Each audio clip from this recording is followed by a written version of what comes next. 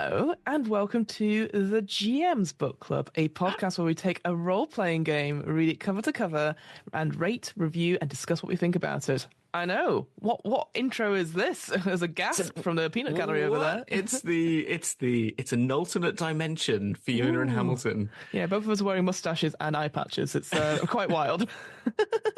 Yeah.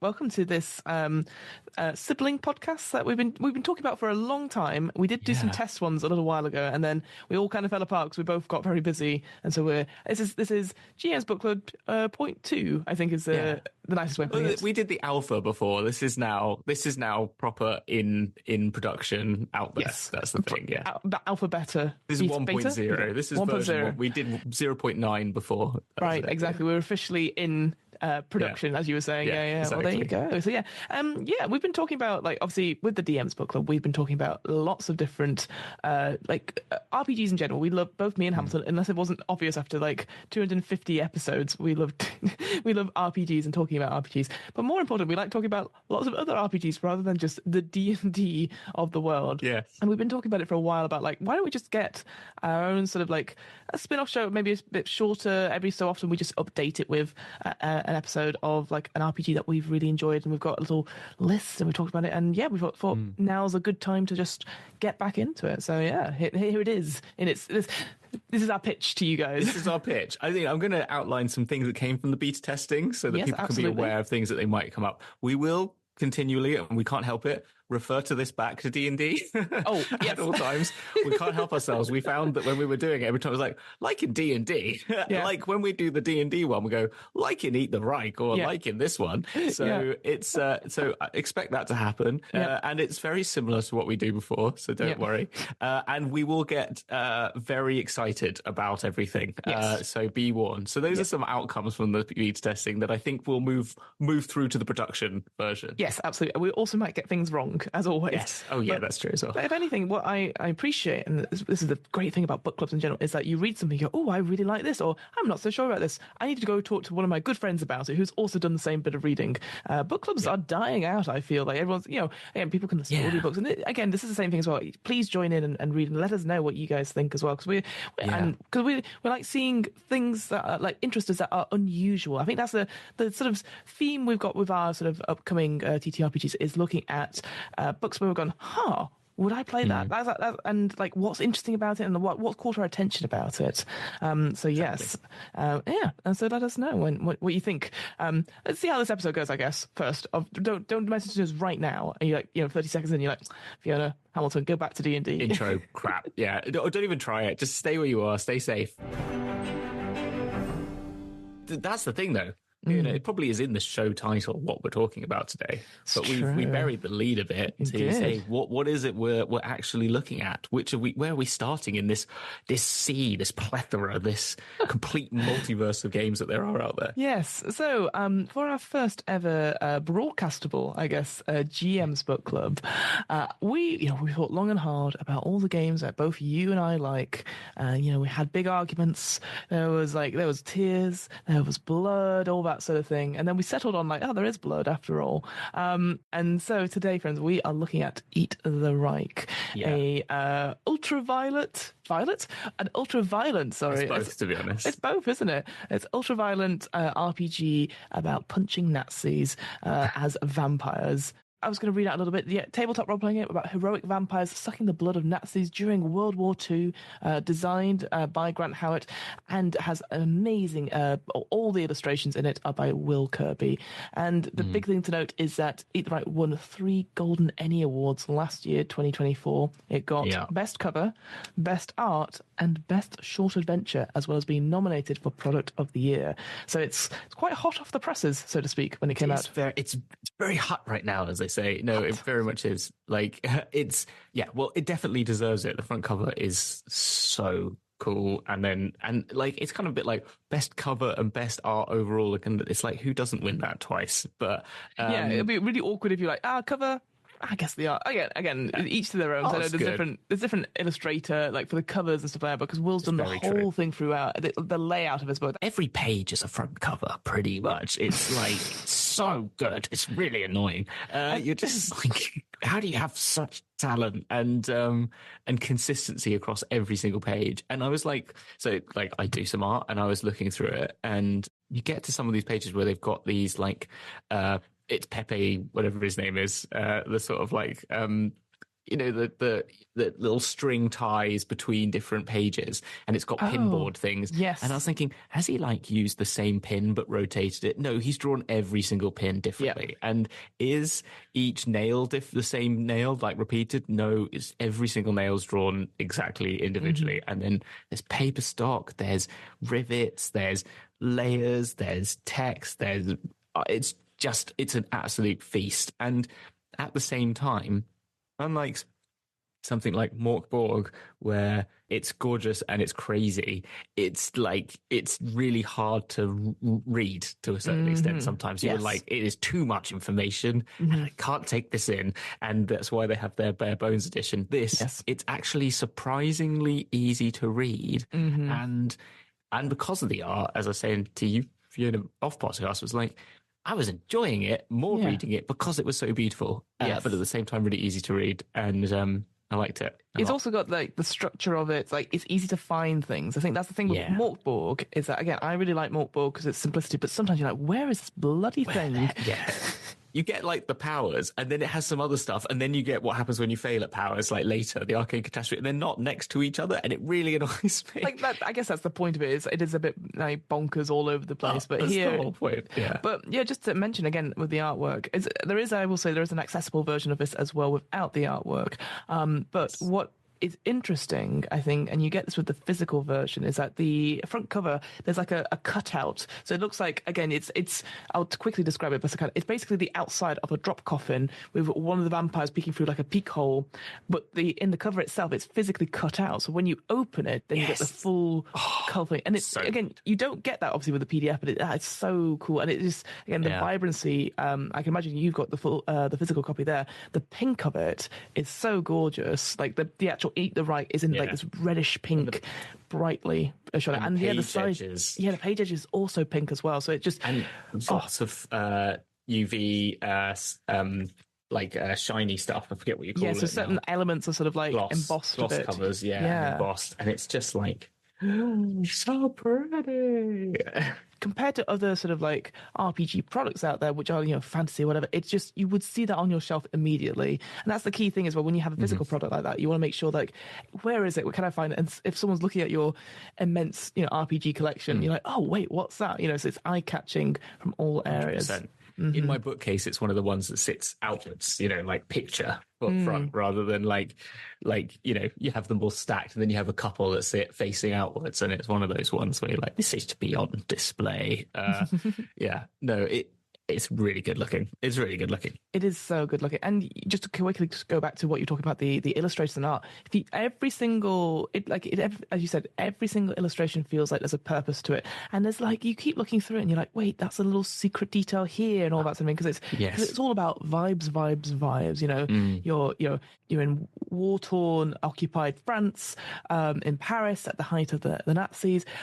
You're vampires. It's middle of the night. You're going to kill Nazis. And it's like, right, get that vibes and just put it everywhere. And like, if you go to the Kickstarter, like the trailer for it is very much like, you get that Unglourious Bastards sort of like vibe to this game. Incidentally, the trailer itself, the voiceover for that is a good friend Sharmini Bundell, who's just like, it is, she's got a little voice acting gig. So you're like, wait, that voice sounds very familiar. And I will say, like, each game of Eat the Reich starts off with like this little monologue where it goes, the year is 1943, Europe is in flames, you are a unit of crack vampire commandos with a single objective: drink all of Hitler's blood and fatally destabilize the Nazi war machine. What a great entrance, what a great line. I always say that if there's a bit where you can just go, I'm going to say this to the players, you'd absolutely do it. And it just, again, gets that whole vibe of like, here's the date, here's where you are, let's go, Yeah, as you said, vibes. It is like the ultimate vibes. It's like a Mork Borg, it's like death metal, right? This is definitely like super like Ultraviolent, using the violet, sort of like deep bass punk, but sort of thrashy, but also slightly neat, like slightly, 80s revival sort of stuff, and it's kind of like, it's kind of the music you hear in the Blade Vampire Bar. That's kind of actually what it is. Maybe a bit more like techno. And it's just very much like, it's like Nine Inch Nails, maybe a bit as well. Mm-hmm. Yeah, it super gets that across in the visuals and, as you said, like in the words, the way that it's written throughout, the way that it's the voice is thematic. We talked a lot in Planescape about how like the voice of that was written in this way that really portrayed the setting and gave it a character. And like, even though the art does a lot of that, the way it's all delivered to you is consistently building that sort of vibe. Which is like what makes it so great, I think. I will say that right at the end there is like this is what Eat the Right was inspired by. So like I said, Inglourious Bastards, the League of Extraordinary Gentlemen, Suicide Squad, and it says here specifically the 2021 version, not the 2016 version. Hellsing, if you ever watched that anime, which is absolutely cracking. Again, this like team of like a religious order with Alucard at the front of it, and you're like, oh, Alucard is Dracula spelt backwards. There you go, that's mine. Done that. But also other, actual TTRPG games such as Die the RPG. We've got Wolfenstein, the actual video game as well. So if that's the sort of up your sort of street in terms of like vibes for games, then you would absolutely love Eat the Reich. But it's also, I would say this game is for anyone who wants to like try something different, because this game itself, again, we maybe haven't said it enough. It's not a long campaign. It is just one story that you can replay several times. The characters you get are also pre-generated. So, you can just jump in and go. And it says roughly 2 to 3 sessions, roughly about 2 or 3 hours each, so you can spend time. But you literally, that objective is like you land in occupied Paris and you have to get to the end where Hitler, and you kill Hitler, and that is it. You don't do anything else in terms of like, oh, but what if we go over here? Like, there are some examples of like, if you wanted to play a different kind of scenario right at the end, there's stuff about Winston Churchill I saw, which I thought was quite great. You win some, you lose some, which I thought was great. It's very good. I like that because he was a massive eugenicist. If people didn't know, so definitely not the nicest chap in the world. But like it's great. But also like Franco or Hirohito or going for Mussolini. There's loads of other Nazis you can go and take out as part of it. Like, different stories depending on what you would like to do. Yeah, you can join George Orwell to fight Franco. That's it. Yeah. And you can probably understand why at this time in the world there's maybe, I don't know, reasons why it might be interesting to catharsize somehow by playing this game of like vampires attacking Nazis. Well, and that's quite a very good segue actually to talking about the safety tools and sort of the bit at the beginning. So I'd say the first 10 to 15 pages talks about like how to keep yourself safe with playing a game like this. But also, like, why are we playing games like this? Because we've talked about it before in other episodes about the importance of being able to tell stories which are political, which maybe can be uncomfortable. It's like getting comfortable with the uncomfortable. Again, lines and veils, etc. It talks, at length about the different ways of being safe and setting those expectations. What kind of safety tools are out there? All that sort of thing. But what I thought Eat the Right went above and beyond is that it says that this game is not an act of resistance, whereas many people think it would be. It's just an act of being creative at a time when, as you said, the world is sort of on fire, and being able to like give that space to people to play these kinds of stories and maybe sort of get that sort of like not justification, but like that sort of like take something back and enjoy something, like, by literally punching Nazis in the face. It's sort of like it's taking some sort of ownership over it and having a feeling of some form of like control in some respects, isn't it? And it gives you that ability to just, it's not, I think resistance maybe is not the right word. It's in there, as I've said, but like, I think it is like, here is an opportunity to catharsize. Here is an opportunity to feel for a 6 hours of playing this game to feel like you have the upper hand over these absolute dingbats who are making everything really terrible for a lot of people around the world. And it's separate, it's using, the war instead of like current people. And I think and it kind of clarifies on that point as well. Yeah.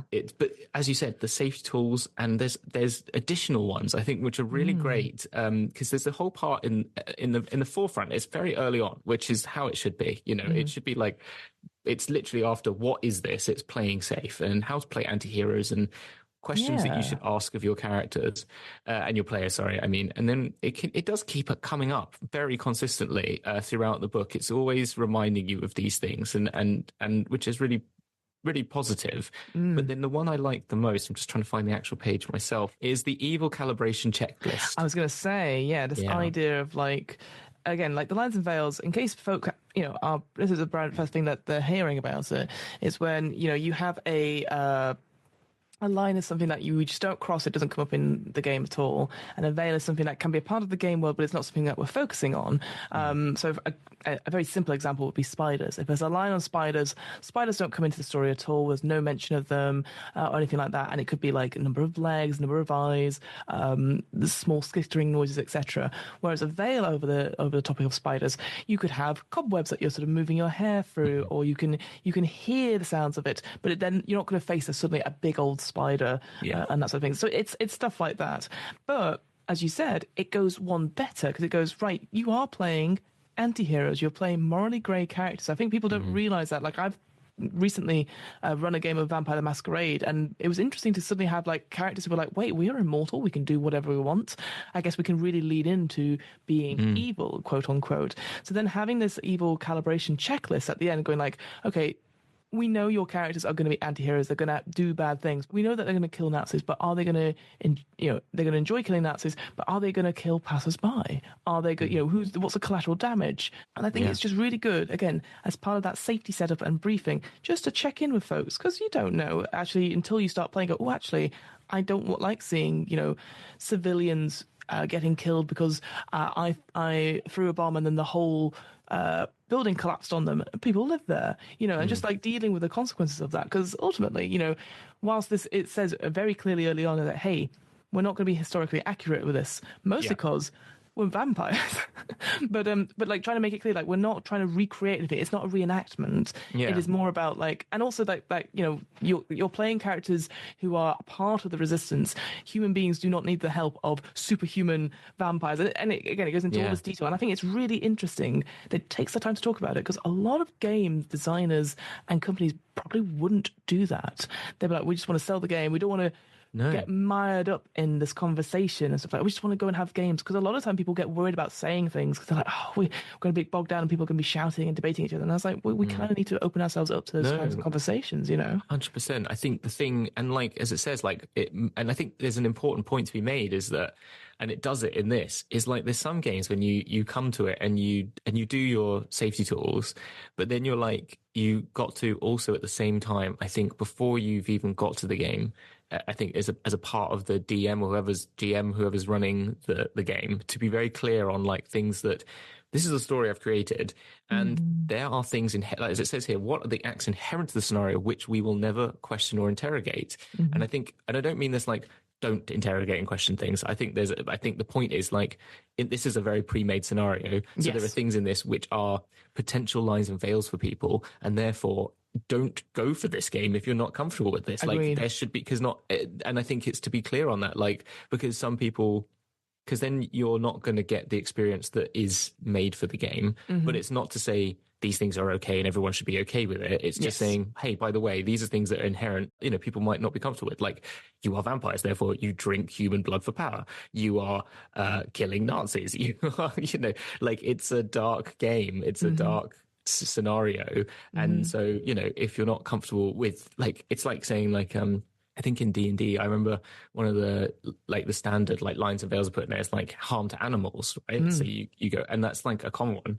And then you go, but so how does that marry with fighting dragons? Do you see what I mean? Yeah. Like that is an animal technically, and there is harm that has been done to an animal. So it's like clarifying on those points, I think, to a certain extent.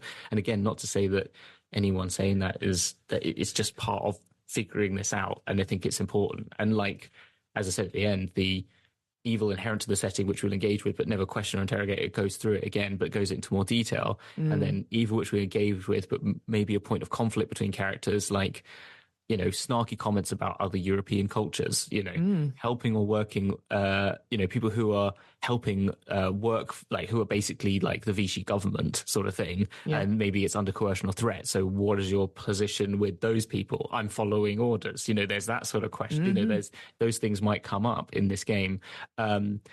Patriotic nationalism was obviously a big thing in the war because on both sides, you know, and so how are you going to deal with that? Vampire exceptionalism. Vampires may act like they're better than humans. And so where's that line? And like, it's interesting reading through this is that in games that I've tried to come up with, I've made vampires in the de facto baddies because there is a lot of popular culture media of, you know, vampires being very Nazi-like. Do you know what I mean? Yeah. You know, they have sometimes, you know, like in lots of popular media about them being very much like we are, like even in What We Do in the Shadows, for example, there is like old, like there's the vampire council who are pure blood vampires and stuff like this and ancient, and then it kind of gets a bit borderline with certain themes and stuff like that. And so you've got to be, it's just interesting. It is picking up on all these things, being very clear about them and open. And on the flip side of that, so we have this expectation, as you said, of like the game itself and the story and those themes. But then it goes even with the pre-gen characters and talks about like, hey, you know, we've got these like 5 pre-gen characters. You can play them however you want. Here are the names of them. Here are the general sort of vibes of like archetype. Perhaps, you know, you've got the cowboy one, you've got the man-bat one, you've got the one that's all about explosives. You got the aristocratic one, but it says like you can rename them, change their pronouns, whatever, you know, and play with the identity. And then it talks about like this idea of like you can play identities that are, you know, not your lived experience, but just don't punch down. Treat it sensitively, because again, vampires are often used as an allegory for LGBT. There's like the AIDS crisis as well. When Interview with Vampire came out, that was when that was prevalent. So I think again, there's that sort of hang up on that as well in terms of like what else can we play and like how can we treat these sort of issues sensitively. And then, and I appreciate this is surprising to me, but because I'm not a religious person, it is a section on religion and talking about, well, of course you can play vampires from that have a religion, but be aware that blood in certain religions means certain things and can be sacred. So again, treat it sensitively. And I thought that was really interesting to make a note of that. And I think that's an absolute testament to Rowan Rook and Picard's way of writing. Like the whole team, they clearly have gone through and thought like every single possible angle.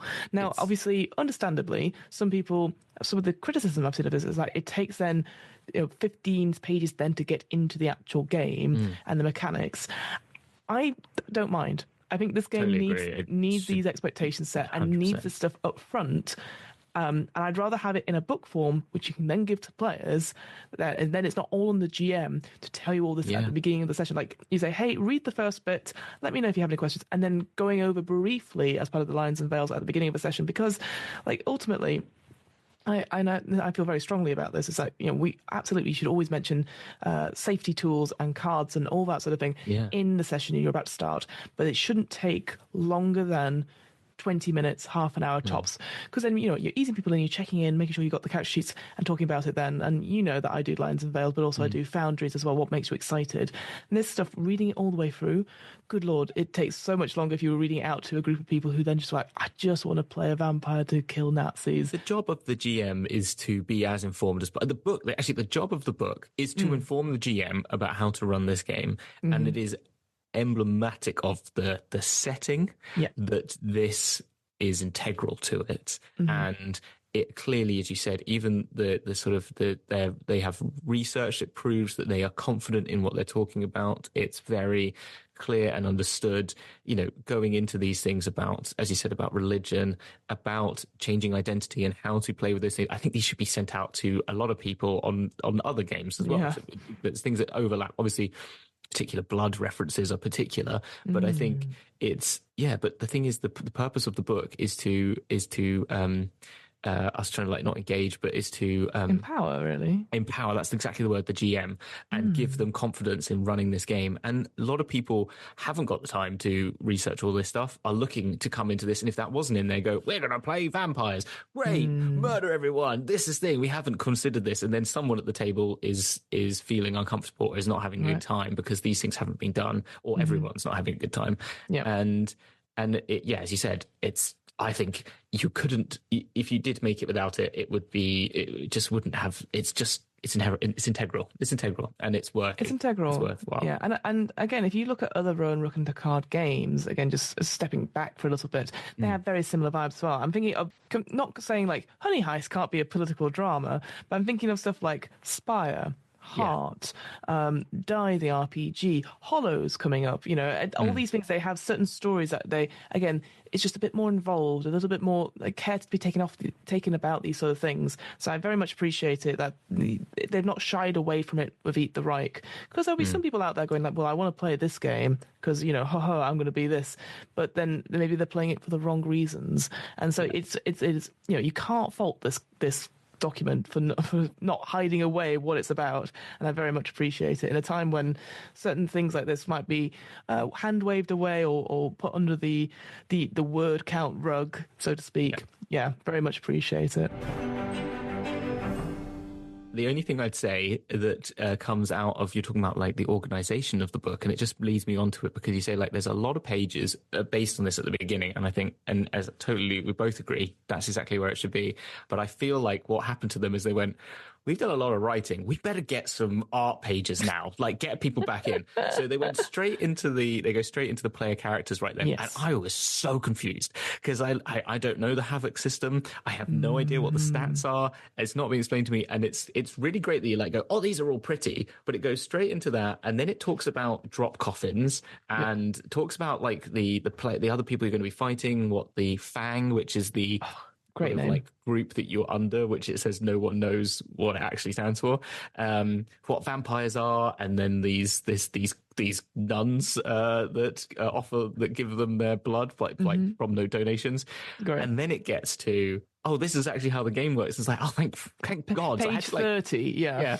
And I was like, what? Okay, great. So that's the only thing I'd say. Like, they should have it's beautifully done, but I was like, actually just lean into the rules a little bit more at the beginning, because for my own like, you could do the example of play after you've done the pictures, but just the 4 extra pages of getting things done and allocating your dice would have been great. Then seeing the character art and being like, now I am now reading it, but it's fine. It's a minor thing. I think this is a very good point. I wonder, who is this book meant for? Is it meant for the players, or is it meant for the GM? Because often when the audience is the players, they want to get all the character stuff at the beginning, so you get excited about what character you're going to play. And of course, there's no character creation. It makes sense about, hey, here's the 5 people you can play.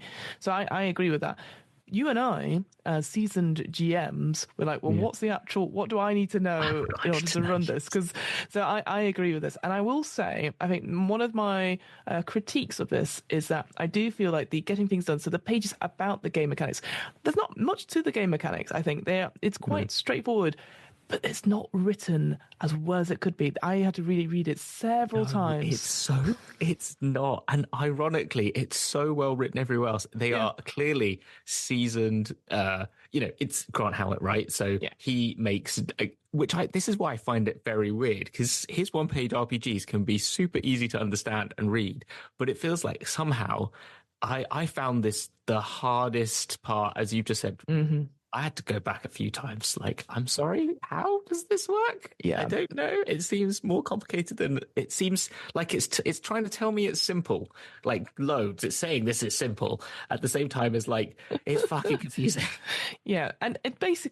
It's a D6 system. What I think is maybe confusing, and I'll go for it the best I can from my recollection of this, is that you build up your dice pool. You, the players, will roll it, and essentially 4s, 5s, and 6s are really good. 6s are really good for you because you get to do extra stuff, and you discard anything that's free or below. The GM will then roll also their little dice pool of the fret pool or whatever it is, and again we'll get rid of 3, 2, and 1, and 4, 5, and 6. 6s for them don't really do anything, and it's basically you get when you come to this role, you'll have certain problems on the board. You'll say, for example, you've landed in a Parisian street. You can see a Nazi patrol coming down this way, but also you have to go somewhere. So there's a challenge somewhere which will have a certain number of ratings to it, and that there's going to be a rating for this particular enemy that's coming towards you. You would then describe what you're doing, roll whatever stat it is, plus any bonus die that you get from equipment, and then whatever you've got left in your pool, if you've got, say I rolled 4 dice and 2 of them showed a 5 and a 6. Well, then I would then go, right, I need to assign these 2 dice to the threats, but then your GM will also roll, and then maybe they have something as well. So it's about cancelling out other people's things. Now, don't get me wrong, I understood that after reading a lot about it, but I think the problem is, for me, this sort of engine, because again, you're in occupied France. Things are happening. It's going to be that Inglorious Bastards sort of like, your foot goes in the door, media res done. I just feel if you are brand new to role-playing games or brand new to this particular engine, you're going to be going, right, well, I want to do this thing. And then you're looking at your dice, you're looking at your powers and going, well, I'm going to do this here, do this here. You're not going to make decisions quickly. And that is totally fine. I have no problem with that. But let me tell you, there is nothing worse if there are 5 players and a GM, and the one player, or a couple of people are still getting to grips with the rules, and then they're just looking at their character sheets and not knowing what to do. And I think, again, this is what I would advise if someone's running it for the first time, is that the GM, watches some actual players or anything like that, but they're ready to be like, okay, so you've got these 2 successes. Well, you could put one here, giving the options, helping people, encouraging them, because I think there's a lot of, you could be overwhelmed with what you're supposed to do. And I think the tendency to min-max could also come in here, where you're like, well, we've got to clearly get down this, which might be detrimental to the story. And if people aren't competent, people don't ask questions, and they just kind of go, I'm not enjoying it because I don't know what I'm doing, and I don't want to get it wrong, which with the literal and maybe metaphorical stakes of this particular scenario, they are quite high. So I think there's a lot of times where you're shifting back and forth between the role-play focus, but then the actual games focus. And it's trying to be fast-paced. It's trying to be fast. Can I say what I think the issue with the rules are and how it's explained is it never once says this is what threat means, this is what attack means. It never actually says the first time you read about it. And is this sentence, okay? Because you go through this and it goes through all this stuff and it tells you all your stats, turn order, building your dice, and it says you determine what stat you're going to use, and it goes through all these things, and it then says, and it tells about this is all player side. Go out the bang, it talks about like ending your bonus dice. It's all talking about you, the character. And then you finally get to GM builds the threat pool. Your GM's dice equal the current attack rating of the threat you're currently engaged with. I'm like, what is attack and threat? I've not had that once said to me at all until that point. So you read that, and that's why it's confusing, because you're like, that is the first time you hear what attack and threat are, and it never actually explains it. It never says this is what attack means and this is what threat means. You have to gain it through inference. Yeah. And you look at the stats and stuff like that and go, oh, yeah. Yeah, because it then says, then it gets to example of play. And I had to decode the difference between attack and threat. Yeah. And so what it is threat is so this is to clarify for people at home, and maybe Fiona can tell me if I've understood this right. No, go for it. Threat is the number of successes you need to achieve in order to pass the objective. Correct. To pass this or the thing, the threat. Yeah, to neutralize it. Yes, absolutely. Exactly. So it's sort of hit points. Yes. Basically. Whilst attack is how many attack dice, how many of their stat, it is their stat that they use for attributing dice or gaining dice. That's never said. It's never physically said. And that is wild. And actually, it is the only thing they need to do to do. So if they're going to do a version 1.2 for the PDF, please add that. I think having an earlier example of play, like of going through it during this bit, would be so helpful. It's one of those things where they don't want to get bogged down with the actual rules. They want you to get playing, but like I always think as a GM, because you want to be fair to your players, they're going to do cool things, and you're like, well, how can I? Yes, they succeed, but what does that mean for me? Who I do feel as a GM in this game, you might have several moving parts. This is a game I think you would prep not lots for, but you would definitely have to like, again, the way it's structured and stuff like that, you can easily go 1, 2, 3. You can't necessarily do it on the fly, or at least, if you run it a few times, then maybe. I just feel like there's loads of moving elements for the GM, and you want to do it justice, especially when you want to get that sort of the vibes and this the as they're in, you want to make it sound cool for the players, rather than going like, well, yeah, you killed them. Like, it does say that it is player led, so that the players will then describe these things as well. Yeah. I want to make sure that like I match the energy that what the players are bringing to this. Yeah. You know what I mean? I don't want to be like, God, I don't know, and so I do think it's quite interesting that this game, you couldn't do it in a one-off session. Like if you were going to do like 4 hours and done, I think you could, but it might be very draining for the GM. So I do think I appreciate like it's saying like, hey, 2 to 3 sessions, maybe they're a little bit shorter. Maybe they are only 2 hours, because then it feels like boom, boom, boom. That sort of like very much like, again, Blades in the Dark. Like you do the heist, you do downtime, boom.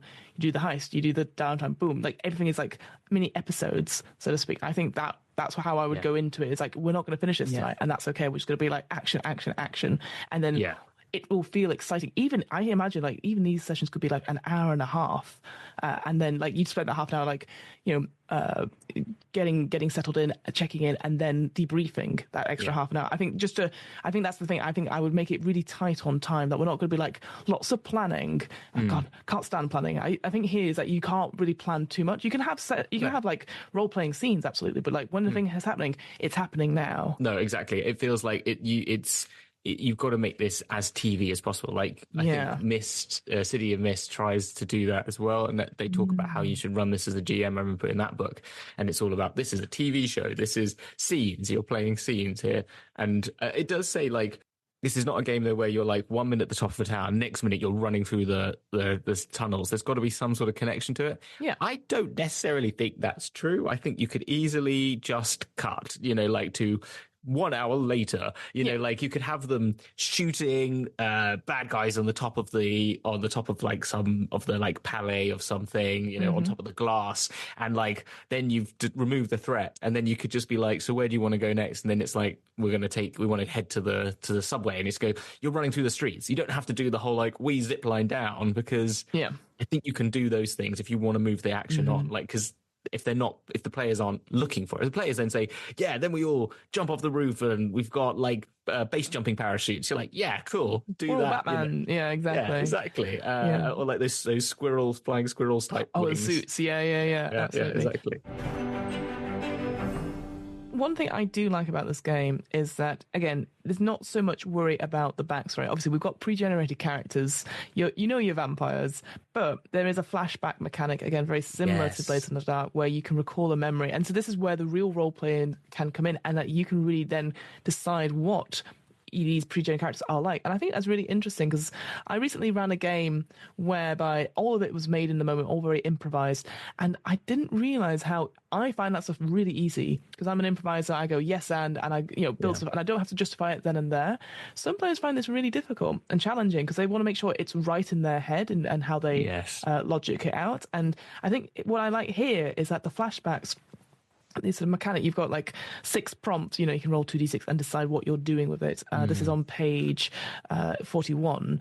And what I like about it, again, they're all sort of active, like, you're on board a plummeting aeroplane, it's like in the action sort of stuff. So like rescuing, assassinating, extracting, stealing, sabotaging are the first words. It's very active, right? But at the same time, I feel like these are vague enough prompts that you can really finagle it with whatever you've decided your character to be. If you decided to play the man-bat Flint, then you can play that character that's that's extracting a spy from behind enemy lines. They are thematic enough, but they're also vague enough prompts that you're not tied into the narrow stuff. That's what I found recently, is that sometimes if you give players too specific a prompt and it doesn't make sense with what they've created in their head to help them get along, then they really struggle to come up with something. Again, thinking of like, just go for it. Snappy decisions. Don't worry about the creative stuff. If it doesn't make sense in their head, then the game will slow down to a snail's pace. I think it's a great mechanic though, and I think you're right. It requires,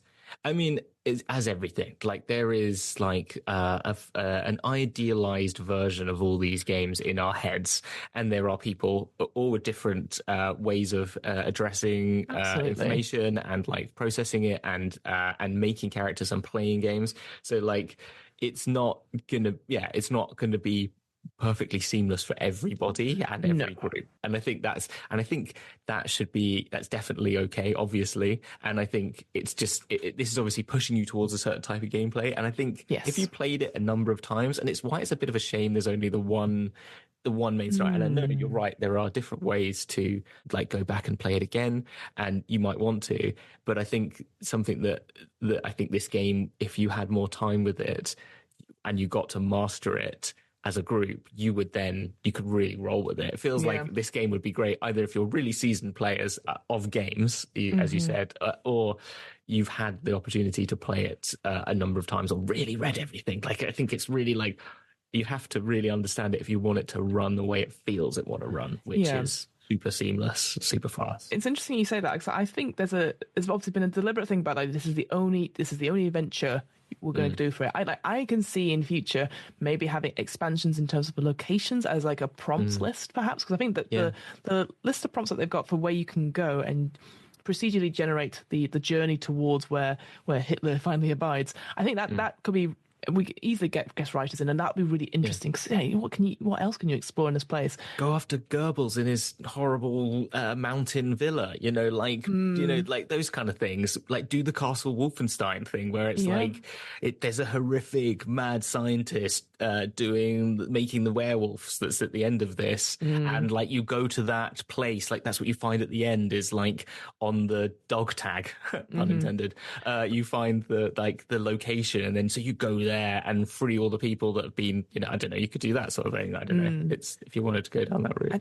One thing I wanted to say is, because I know you were talking about it as well, about like why isn't there any, like, at the end there is like, oh, if you want to create your own vampires you can. Now here's the interesting thing that I discovered through, like, again, the Kickstarter. So originally there wasn't going to be anything to create characters, because they were very concerned that you might want to play characters who are fascists. That would change all that sort of thing. But literally the Kickstarter people were like, no, we would love to play our own vampires. So actually, if you look through the actual rules themselves, they're like, all they say is like, you can just take the pre-gens and customize it to be your own thing. And they encourage that rather than like, here's how you would make it from scratch. I just thought it was really interesting. And I'm not a game designer. I don't know these things, but I like how they were like, well, we don't want to encourage people that could create and make stories that are evil and not what we set out and as our intent. I kind of wish they said that in the book somewhere, because I don't think it's obvious that that is the case. Even at that part either. Yeah, I think this should be like the reason we've got these 5 characters. They're archetypes because we don't want to encourage this play. But then again, it's like, well, you're policing other people's games. I don't know. But I thought it was really interesting because it came up from the Kickstarter, because people were like, well, why can't we create our own characters? We want to create, and again, talking about that act of resistance as well. And like, we want to do this. And I think it's an interesting move to have, again, these pre-generated characters and technically the same adventure that you'd replay over and over again. A lot of games right now don't do that.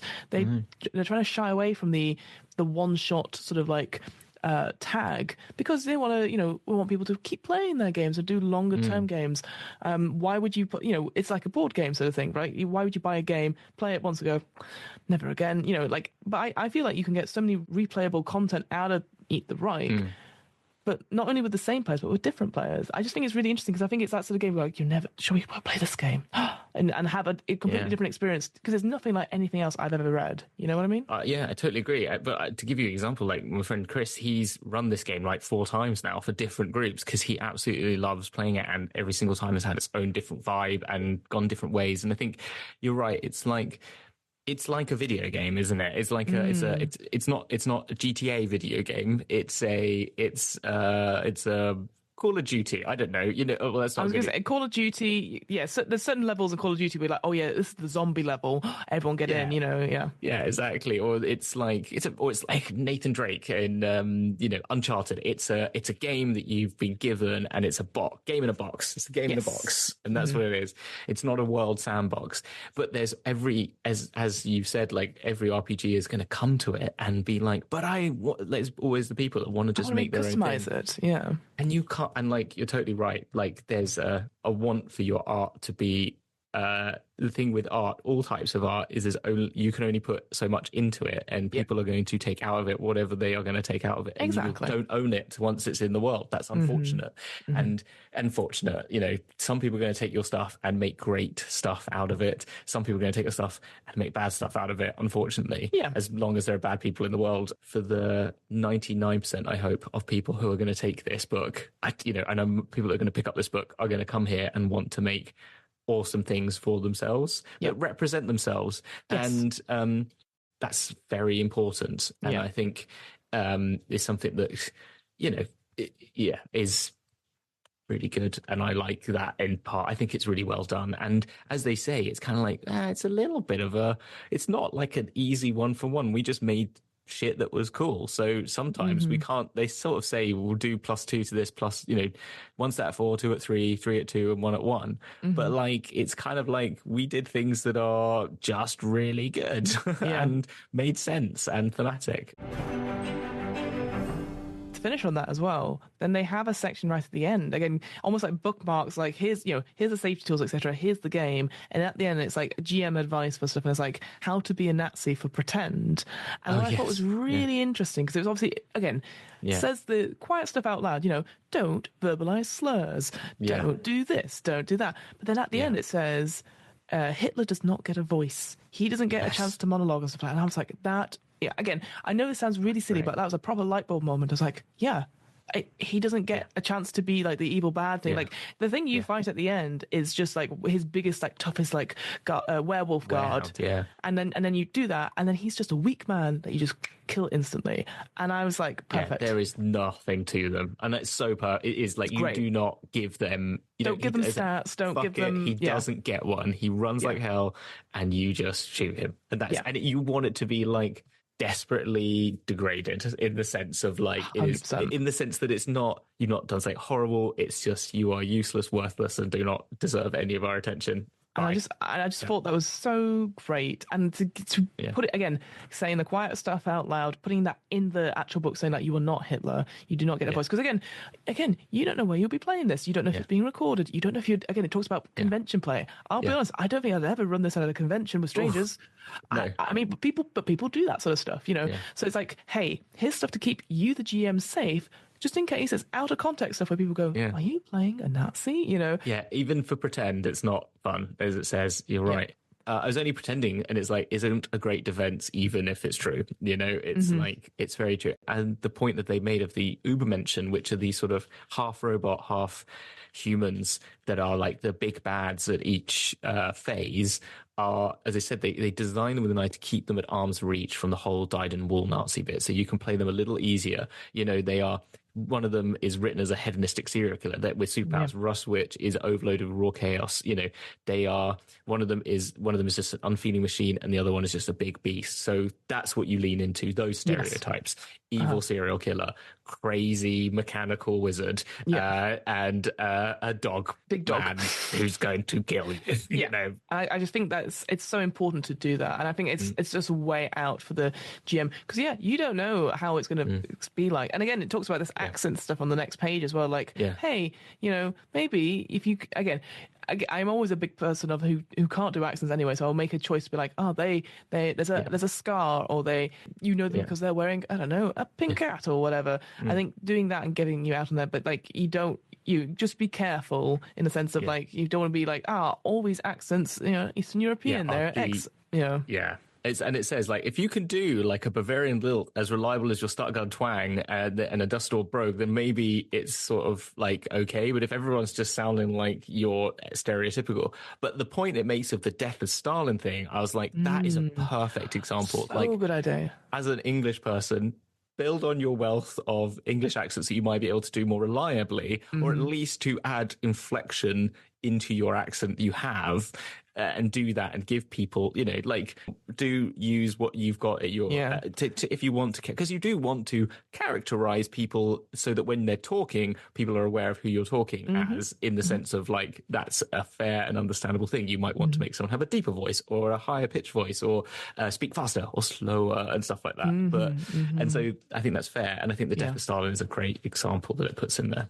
The only thing I was going to say on the final scene thing is I would have a player that I know well and say, look, when we get to the final bit, just in case, the way I would have played it is I would have him about to open his mouth and I'd say to this player, just shoot him in the face, right, for me, if no one else does. Like, you're prepared to, so I don't have to do it, right? But I will literally go, he's going to stand up, he's going to try and do his thing, and you're just going to shoot him in the face. Like, that's what I'd want, because I'd want to give it even like a little bit of like, he's going to try, and you don't give him, or just shoot them. Like, someone have it so that I'm not taking it away from the players, if you know what I mean. True. Like, I think that's the only thing, because it says that he doesn't get one, so you just find him a lot covered, because it will be a kind of that awkward moment when you're like trying not to say anything and waiting for your players to do the thing. I would just get a player that I know to say, if no one does it, can you do it so that it works? I'd even go one step further. I think you should say that at the beginning, set that expectations and be like, maybe that's the thing. Yeah, I think so everyone gets a chance to do it, because I agree, because I think you don't want to rob it. Like, I guess my thing would be, if no one did anything, because if they're too exhausted from the fight or anything like that,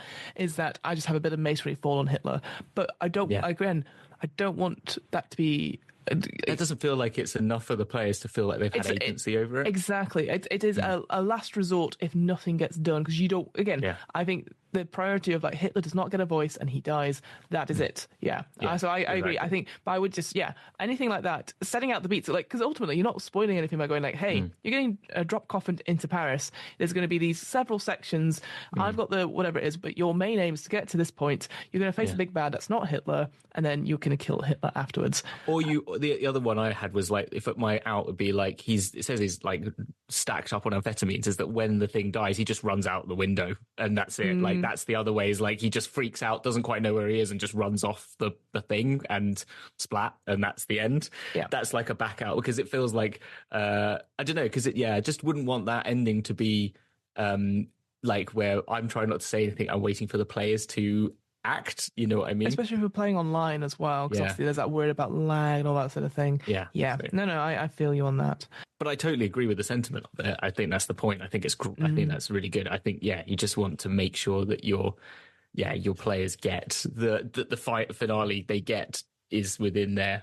They are aware of it. As you said, maybe it is as simple as saying, look, this is how it's going to be at the end when you get there. And if you get there, because you will, because I'm a nice GM, like, he's not going to get a voice, so we're not going to play him. You just kill him when you get to that point, and just be aware, and that's how it goes. Sort of thing. But, I think like looking over this book in total, I think the only things I would wish, again, my stars and wishes, so to speak. I think my wish for this, if there was going to be more improvements to this game, is I would love a bit more. I know we sort of skipped over it a little bit. I like the lore of like the drop coffins and Fang. I'd love a little bit more about it, maybe, because you have an NPC that sort of gives you the mission briefing and stuff like that. But actually, I find them really cool and interesting. So I'd love a little bit more on that, personally speaking. I'd like a bit of art for them as well, to be honest. Some art would be great.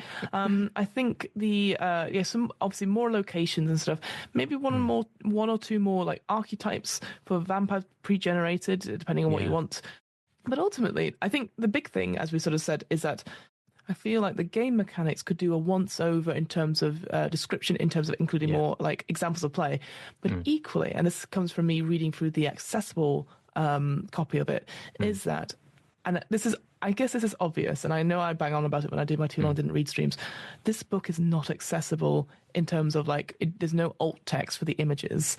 And when a book is full of images, that's kind of important. But when the main game mechanic, which shows like, here's what you do, is a full image, and there's no way in the text that it describes it other than an example of play. So for example, that image of like, you've got the player's dice and you've got the GM's dice, and it says on them like, oh, with 4 and 5 is a +1 blood, or this, that, the other. That's not alt text. And even in the black and white no image response, it's still just that image. It's not written out in text. And now what I'm saying is that if for whatever reason the image is not there, or you can't read it and you've got a screen reader, you have no idea what the main game mechanic is. And all it requires is you just to do it like a paragraph or two and go like, hey, this is what it is. And this is, again, no shade to Rowan Rook and Carl, because I think they do quite a lot of work. But other games which I've seen when they have specialized custom like symbols for success, and then they just say, if your dice shows and then it's a symbol, then that means this. And you're like, well, I don't know what that is, because the symbol's not read in the alt text. So that's why you have to be like, if the circle symbol shows and then show the symbol, then that's a success. You have to really spell it out. And I know that costs words, that's not efficient, but they put so much effort into all this other stuff. Exactly. It feels really weird that that's not there, and that I totally agree with that. You're like, you clearly are aware of this stuff, and it feels like, it's obviously just from being like just like hadn't thought about it. Like there's so much going on in this that But it's a really good point. Absolutely, and again, it's one of those things where they lots of TTRPG publishers and writers, they do have this context. They'll have written it in a Word document somewhere, and that there's going to be these brief notes about like, what is the front cover? Just adding it to it, you can have it. And I say this, I don't think it's that hard. Like game design companies, obviously our friend Rich at Hatchling Games, all their books have alt text on it. When you look at the PDF, Possum Creek Games, they have very, very detailed alt text, which actually gets me excited when I get to read it, because it's not only just like that it describes the scene, but it also gives like maybe some intentions behind it, some design notes. So it's like almost like a little hidden Easter egg. It's one of those things where I do look for it now, because I read a lot of my books as a PDF, because I can't necessarily afford like the physical copies, or I don't have space for it. So I think a lot of time people are going to be checking out certainly a game like this, you'd be like, well, I don't know if I want the physical copy, but I want to see the artwork. I'm going to see this. And it's just, again, as I know what will happen when we're going through all these future GM book clubs. Fiona will have a little section at the end where she goes, there needs to be some alt text. That's my little grumble. It's like, let's have some alt text on there, please. You're totally right. Yeah. It's a really important part of it. And particularly with like that, as you said, it's so like, because the vibe comes a lot from that stuff as well. Yeah. It's kind of like, I don't know how you get that across necessarily, but it's kind of like everything, just even saying the front cover is like a neon pink with these very shiny gothic written text with blood dripping down it. It just, even that just is like, oh yeah, now I get it so much. I can get that from that description. And talking about good art and some like the really cool design in this, I think the Uber mentioned the sort of like big bads in each thing are really interesting designed, and shows like how sort of like it takes it to another level and makes them very archetypal of outside of the as they said. But like they are some really cool ideas for how you make a baddie. Just like for any game, I'm like, the Rust Witch uses golden technology harvest from Atlantean satellite ruins to manipulate the forces of chance and decay. So raw entropic power harvested from catastrophes runs through their blood. Machines malfunction, metal rust, support snap, and fail-safes fail in their presence. And I'm like, it's so cool. So like when they do an attack, it drains the life from you, buildings collapse, planes fall out of the sky. You're like, whoa. It's kind of like very, and then Aura of Misfortune, players discard rolls of 1 to 4 rather than 1 to 3, which is kind of cool. Whoa. Love it. And like the demon guy, who's like this horrific egotistical actor who has got a demon heart and keeps bursting, like different horns come out of different parts of his body as he like regenerates. And I just don't know, I thought they were like really interesting. And like even the Werehound having the fact that when you mark an injury, you mark a whole injury section, wherever they take it for rending. Brutal. That is brutal. And the foreshadowing things that they write for each of them. Yes. So it says like for the Werehound, it says a full moon hangs ominous in the sky. So before you get there, or you hear terrible howling, or you find corpses mutilated that aren't from vampires. You see the handsome face of the actor one, and the Rust Witch. Carrion birds spiral around above the fairground. Completely useless tank has been abandoned by its crew on the edge of the area of effect. A fighter plane passes over a park and then tumbles like when it hits that line. So you kind of show things whenever they're moving about. You can see like things going a bit chaotic, which I just thought was really well written, really well done. Really. It feels like, as you said, it feels like a Elden Ring boss battle about to happen. Like, every single one is like an Elden Ring boss, That's what I would describe, is that you enter an area and then suddenly that bar turns up and they're like, oh no, and it just says Rust Witch, and you're like, what? Yeah, the Switch makes me think of like Scarlet Witch. That, I mean, maybe that's a play on the words as well. Again, that idea of just like crushing everything, and the actor one sounds so much fun. I'd love to play that one. So, and I like having these sort of like mini bosses, like you fight and the three of them as well, and all that sort of thing. So yeah, really, really cool, really interesting. And maybe again, another wish would be like we'd have one or two different kinds of evil, but as you were saying, leaning into that sort of more definitely like tropey, rather than like they're Nazis or they're working for the Nazi war machine. It is like they are supernatural, they're horror ghosts. Trope. And exactly. Like a ghost one. Yeah, exactly. Some sort of ghost one. And you just can mine your Indiana Joneses for different ideas. Perfect. Yes, exactly. Like, so Pandora's box or something like that. You could have, something that's got, which is actually kind of a bit like chance and luck, isn't it? But maybe it's like all like ghouls and stuff. You have a ghouly one, or like a Frankenstein sort of thing, like put together from different parts, and which is the first one, I guess. The sort of first one you meet is a bit like that. It's sort of like I do like that idea of doing like the end of the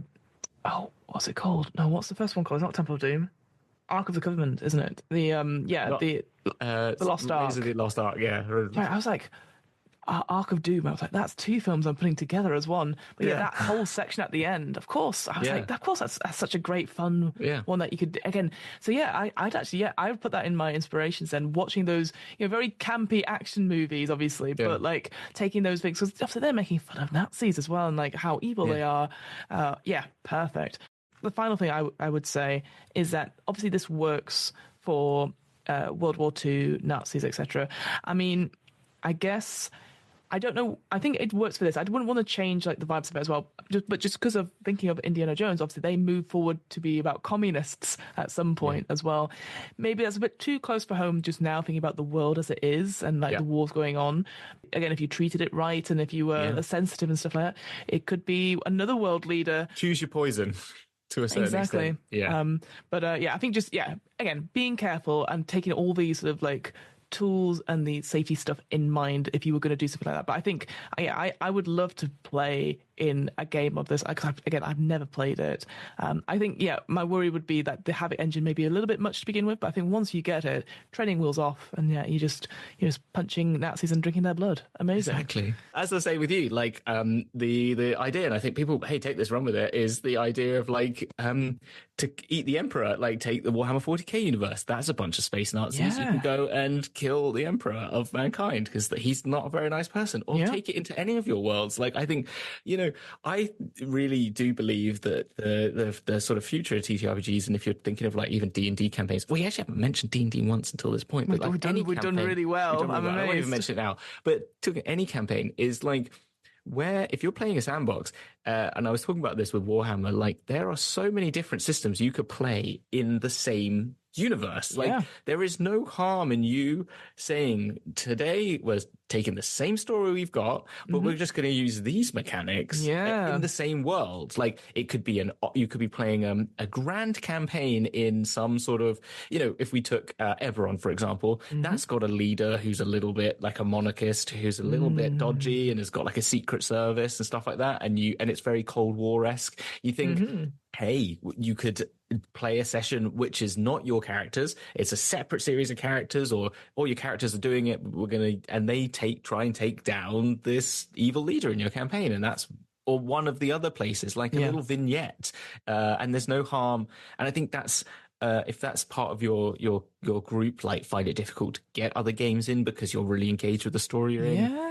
There's no reason why any of the games we're going to be talking about, I don't think off the top of my head, couldn't be apportioned into your put into your own game that you're playing anyway. I think that's a fascinating thing to think about.